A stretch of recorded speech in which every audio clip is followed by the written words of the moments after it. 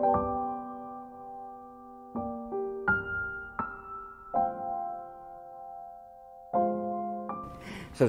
yang saya kasih di dalam Tuhan Yesus Kristus, Jemaat GKI Sangkrah yang berbahagia, kembali kita berjumpa di dalam renungan harian. Dan untuk itu kita akan mengawalinya dengan berdoa. Allah Bapa yang kami sembah di dalam Tuhan Yesus Kristus, kami akan bersama-sama membaca dan merenungkan firman-Mu. Kami memohon pertolongan dan pimpinan dari Tuhan sendiri. Di dalam Kristus kami berdoa. Amin. Bacaan kita terambil dari surat 1 Yohanes pasal yang kedua ayat 28 dan ayat yang ke-29. Yang demikian. Maka sekarang anak-anakku, tinggallah di dalam Kristus, supaya apabila ia menyatakan dirinya, kita beroleh keberanian percaya dan tidak usah malu terhadap dia pada hari kedatangannya. Jikalau kamu tahu bahwa ia adalah benar, kamu harus tahu juga bahwa setiap orang yang berbuat kebenaran lahir daripadanya. Demikianlah firman Tuhan. Ada pepatah yang mengatakan buah jatuh tidak jauh dari pohonnya. Artinya apa? Artinya bahwa seorang anak biasanya memiliki sifat-sifat, karakter, perilaku yang mirip dengan orang tuanya. Apabila orang tuanya itu adalah orang-orang yang temperamen, sangat mungkin bahwa anak itu akan bertumbuh menjadi orang yang temperamental pula. Sebaliknya, jikalau orang tuanya itu adalah orang yang sabar, penuh belas kasih, maka anak itu juga kemungkinan besar akan tumbuh menjadi anak-anak yang meneladani karakter atau perilaku orang tuanya. Yang sabar, yang penuh belas kasih, mampu memahami orang lain, dan sebagainya. Nah, apakah hal-hal itu merupakan bawaan ataukah bentukan karena pergaulan sehari-hari?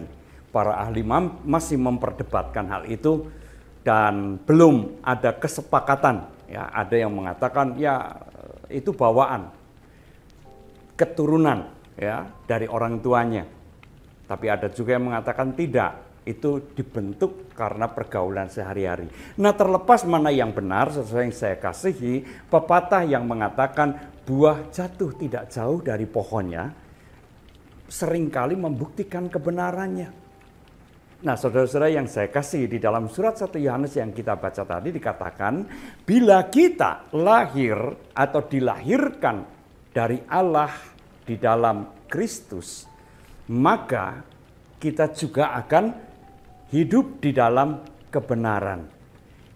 Jikalau setiap orang itu dilahirkan dari Kristus, maka ia juga senantiasa akan melakukan atau hidup di dalam kebenaran. Kenapa demikian? Karena Allah adalah kebenaran. Di dalam Dia tidak ada kegelapan. Ia adalah terang yang sejati.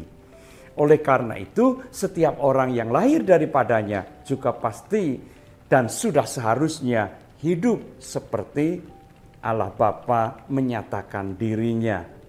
Saudara-saudara yang terkasih dalam Tuhan Yesus Kristus, mari kita perhatikan kehidupan kita. Mari kita periksa diri kita, hidup kita, bukan orang lain. Bagaimanakah kita menjalani kehidupan ini? Bagaimana kita mengisi kehidupan kita ini? Apakah kita mengisi atau menjalaninya sebagaimana yang Allah kehendaki? Ataukah apa yang kita wujudkan, apa yang kita nyatakan dalam kehidupan kita sungguh berbeda dengan hakikat Allah? Sungguh berbeda dengan sifat-sifat yang dinyatakan Allah kepada kita manusia. Sekali lagi, jikalau kita dilahirkan di dalam Kristus, maka kita dipanggil untuk menyerupai Kristus. Jikalau kita sungguh-sungguh anak Allah, maka baiklah kita hidup sebagaimana Allah menghendakinya. Sekali lagi, Di dalam Dia tidak ada kegelapan karena Ia adalah terang yang sejati. Maka mari kita hidup di dalam terang itu, memancarkan terang di sekeliling kita, sehingga dengan demikian dunia tahu bahwa kita dilahirkan dari Kristus. Tuhan memberkati. Amin. Mari kita kembali berdoa. Terima kasih ya Tuhan untuk firman-Mu yang boleh kami renungkan pada saat ini. Meteraikanlah di dalam hati kami, supaya hidup kami boleh senantiasa diterangi dan dituntun oleh firman Tuhan. Di dalam nama Tuhan Yesus kami berdoa. Amin.